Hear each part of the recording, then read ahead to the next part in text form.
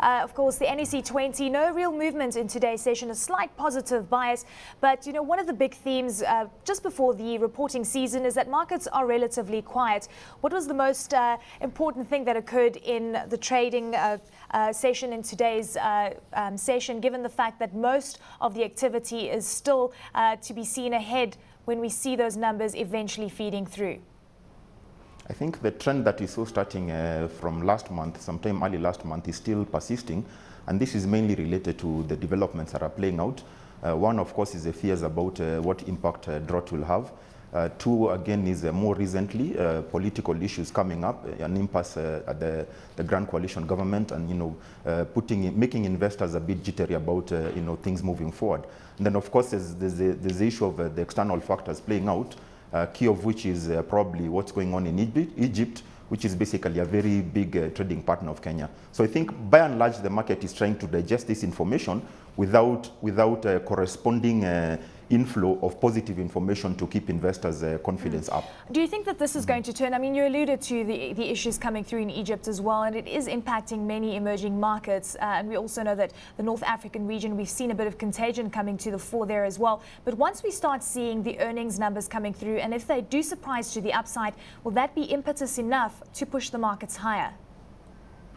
Definitely. I think if we see the situation in Egypt basically resolved, peace coming back, I think that in itself is likely to put in a lot of confidence in investors here. So that should be a very, very big plus.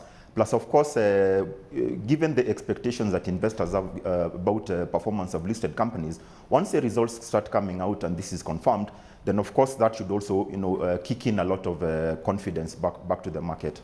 It's also interesting to note, Isaac, when you talk to South African investors, it seems that many of them are positioning themselves for a much higher inflationary scenario going forward, and perhaps piling into inflation-linked bonds and to energy stocks as well. Tell us exactly what investors are doing in Kenya at this point in time, and whether they are concerned about inflation coming to the fore and how they can expose themselves from a portfolio perspective.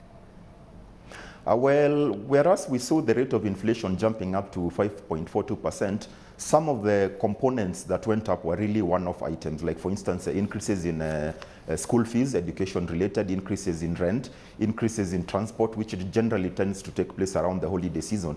So these are not likely to continue playing out in the months ahead, but perhaps the one issue to look at, the category to look at, is food and beverages, because that is likely to be impacted by drought. But by and large, there's an indication that in as much as inflation is likely to go up, perhaps not as substantially or significantly as we saw in the last month. But currently, I think positions that are basically being looked at is sectors that are likely to be, let's say, inflation resilient. Key of which I think is financial services, banks in particular, and the like. So, well, I think the market will continue weighing its options based on the information that will be coming through as far as inflation is concerned in the months ahead. Isaac, also one of the most interesting developments, we had an announcement recently. We're looking at a savings development bond with a coupon rate of 12%. This should encourage savings in the country. Do you think it's going to have the desired effect?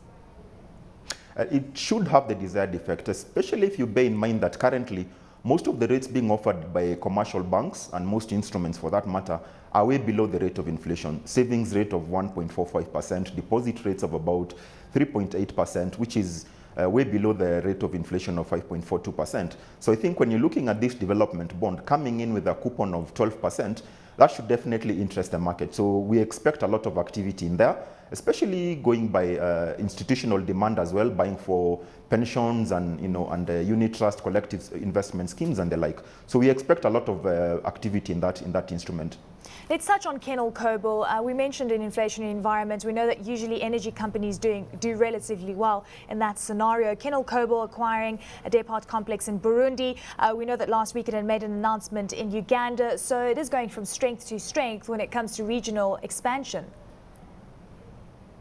Yes, I think Kenyan Cobalt is definitely one of the stocks we are watching, and we like the way the expansion plan is playing out, and we see that translating, of course, into higher turnover and, of course, better earnings down the road. So again, I think for investors who are really long-term in outlook, and those perhaps who are willing to take the risk currently, this might present a very good time to go bargain hunting as far as investing is concerned. So Kenyan is definitely one of the stocks to watch.